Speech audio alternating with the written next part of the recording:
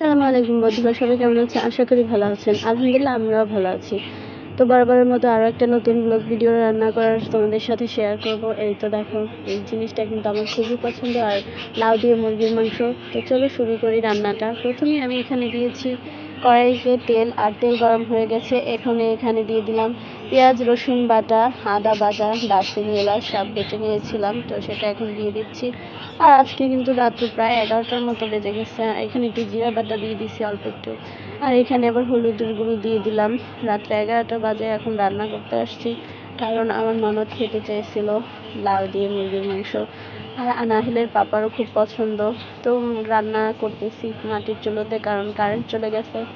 তো এখন এই মশলাটা কষানোর জন্য এখানে আমি একটু পানি দিয়ে দিচ্ছি, যাতে মশলাটা না পুড়ে যায়। আর তোমরা কে কে পছন্দ করো এরকম লাউ দিয়ে মুরগির মাংস? আর এখানে কিন্তু আস্ত একটা মুরগি সম্পূর্ণটাই দিয়ে দিচ্ছি। আর এই ব্রয়লার মুরগি আর লাউ কিন্তু রান্না করে খেতে এভাবে অনেক মজা লাগে। তো তোমরা সম্পূর্ণ ভিডিওটা দেখতে থাকো কীভাবে আমি রান্না করি।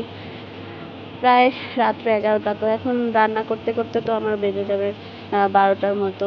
তারপর খাওয়া দাওয়া করবো, সেটাও তোমাদের সাথে শেয়ার করব। তোমরা পুরো ভিডিওটা দেখবা, প্লিজ কেউ টেনে দেখবা না।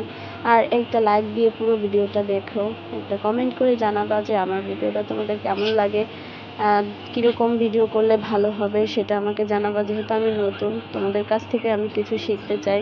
তো এখন এটা একটু কষিয়ে নেব। আর আমার কষানো হয়ে গেছে, তো এখন লাউটা দিয়ে দিচ্ছি।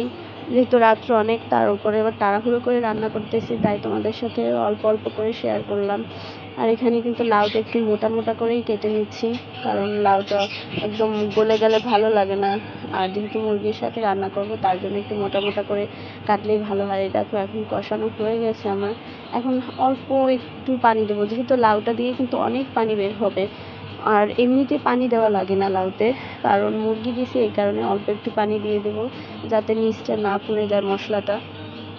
চিংড়ি লাউ রান্না করলে আমাদের বাসায় কিন্তু আমি পানি দিই না। আর এখন ঢাকনাটা দিয়ে দিচ্ছি, আর ঢাকনা খুলে দেখো আমার লাউটা একদম সেদ্ধ হয়ে গেছে, মুরগিটাও হয়ে গেছে। ওদিকে আহিলও খুব ডিস্টার্ব করতেছিল। আর এখন একটু ভাজা জিরার গুঁড়ো দিয়ে দিলাম। আমি একটু জিরাও টেলে নিয়েছিলাম এই মুখের কাছে, যেহেতু লাকড়ির ছিল অনেক আগুনের তাপ, তো তাড়াতাড়ি হয়ে গেছে রান্নাটা। আর এত সুন্দর একটা স্মেল বের হয়েছে, কী বলবো তোমাদের। আমার মেয়ে কিন্তু লাউ খায় না এমনিতে, ও আবার এরকম যদি রান্না করে দেয় তাহলে আবার লাউটা একটু মুখে নেয়। এছাড়া কিন্তু ও চিংড়ি দিয়ে লাউ রান্না করলে খেতেই চায় না ও। তো আমার রান্নাটা কিন্তু হয়ে গেছে তোমাদের সাথে কথা বলতে বলতে। আর এই তো দেখো, এখন আমি অন্য একটা পাতিলের ভিতর ঢেলে নিচ্ছি, যেহেতু কালি ওইটায়, তার জন্য আবার এই কড়াইটার ভিতরে ঢেলে নিচ্ছি। আর ওদিকে আমার ননদও তার শ্বশুরবাড়ি চলে যাবে, ওর জন্য তাড়াতাড়ি করতেছি আমি। ওকে একটু তরকারি দিয়ে দেবো, ও যেহেতু খেতে পারবে না, ওর হাজব্যান্ড এখন আসছে, ওকে নিয়ে যাবে। তো ও সবাই খাওয়ানোর পর আমি বসে গেলাম, রাত্রে আনাহেলের পাপা আর আমি খেতে বসছি। আমার ননদেরকেও দিয়ে দিছি, এক বাটি পুরো ভরে দিছি। আর ওরা ফোন করে জানিয়েছিল যে আমার ননদের হাজব্যান্ড নাকি খুবই মজা করে খেয়েছে। আর এই দেখো, এই জিনিসটা কিন্তু আমার খুব পছন্দ, আমার আর আনাহিলের পাপার খুবই ভালো লাগে। ওটার নাম অবশ্যই কমেন্টে বলে দেবো, মুরগির কোন অংশটা সবার প্রিয় সেটা বলে দিও। আর যারা তো চেনছো, ওটা হলো মুরগির গিলা বলি। ওই গিলাটা কিন্তু আমি আর আনাহিলের বাবা খাবো।